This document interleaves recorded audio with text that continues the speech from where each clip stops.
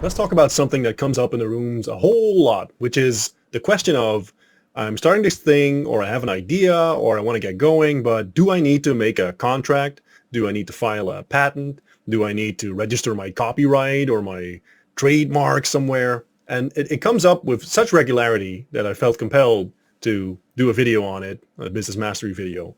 Because even though in financial wizardry, I think earlier on in business mastery, both me and Tate told you to get money in before you get legal, the question still comes up all the time.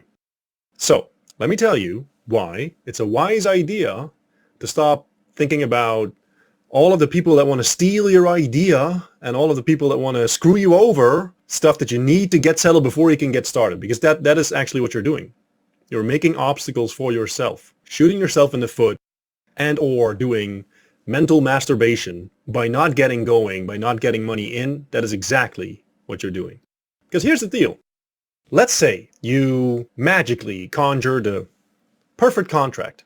A contract made by 600 different lawyers all over the world. You know, they got together in a UN-style meeting, and now they made the perfect contract. It's 6,743 pages, covers everything. And your client signs it. And you get going. And now he fucks you over. What are you going to do? Are you going to try to enforce that contract? Are you going to spend tens of thousands of dollars, untold hours, unlimited time? Are you going to hire lawyers?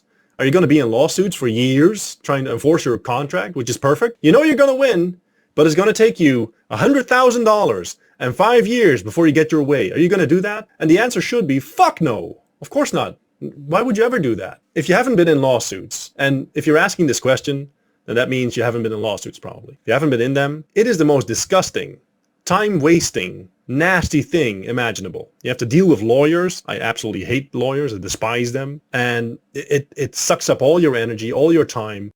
And you know what the worst thing is? All of that time that you spend doing, your defending and whatever else you're going to do with the lawyer is time you don't spend on money in. The only thing that's happening, the only guy that's making money is your lawyer. Now, a contract isn't like a magic shield, like some magic bullet that you load into your hypothetical gun and just shoot at your opponent and bang, you win. That's not the way it works. I'm sorry. It's not. If someone is going to fuck you over, yeah, of course it's nice to have a contract, but are you going to enforce it? And if not, and in the position of most of you, that's a solid if not, why are you thinking so much about it?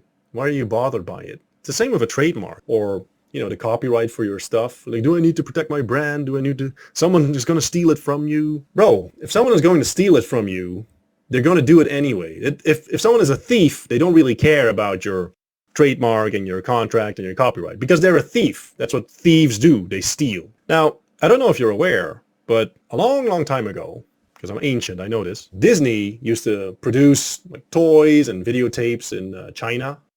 And it was common knowledge that the factory that made their, let's say their videotapes, right, back then, they made like 500,000 for Disney, and then they pushed the button again, and they made like 100,000 for the Chinese market. And there's fuck all you can do about it. Even Disney didn't enforce the contract, like let them copy and do their thing.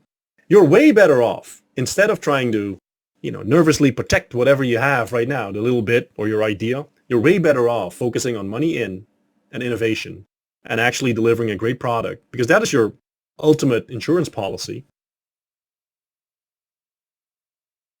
If you have to enforce all of that stuff, force people to buy your shit because of your patent or your contract, that's not a good way to live. You should be focusing on the quality of your service, the quality of your product, getting to market first, expanding, scaling.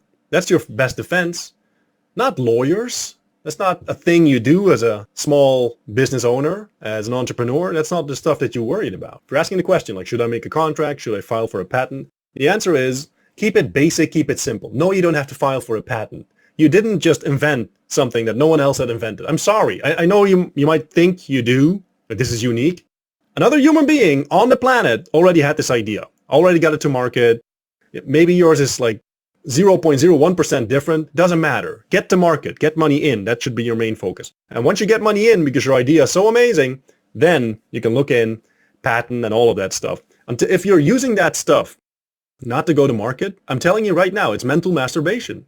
You're putting up hurdles for yourself because you don't want to get going, because you're afraid that you're going to fail. Stop doing that. Stop being a pussy. Get it to market.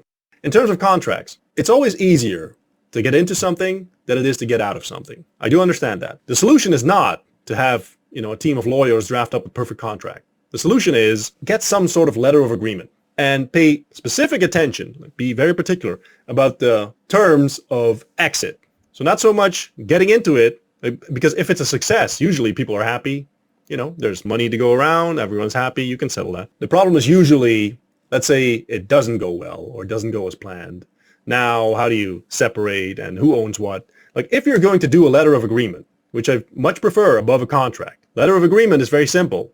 That's what I like. I like simple stuff. The absolute vast majority of businesses that I've ran, clients that I've had, partnerships that I've had, strategic ventures, most of them are like max 2 pages. Usually they fit on 1 page. If it goes above 2 pages, I start getting antsy. I start getting agitated. I start getting irritated. Usually I don't even do business with someone that wants me to sign like a 16-page contract. Don't do that. Keep it nice and simple. We're both adults. Let's put on paper what we're trying to do. And let's write down, like, if it works out, who gets what? If it doesn't work out, how do we split up the stuff that, that's happening? And let's get going. Again, make the barrier to entry, to market entry, as low as humanly possible so you can get going. Because people get hung up on this bullshit, and it's all bullshit. A business isn't real. Your idea doesn't do anything until there's money coming in. Very important to understand.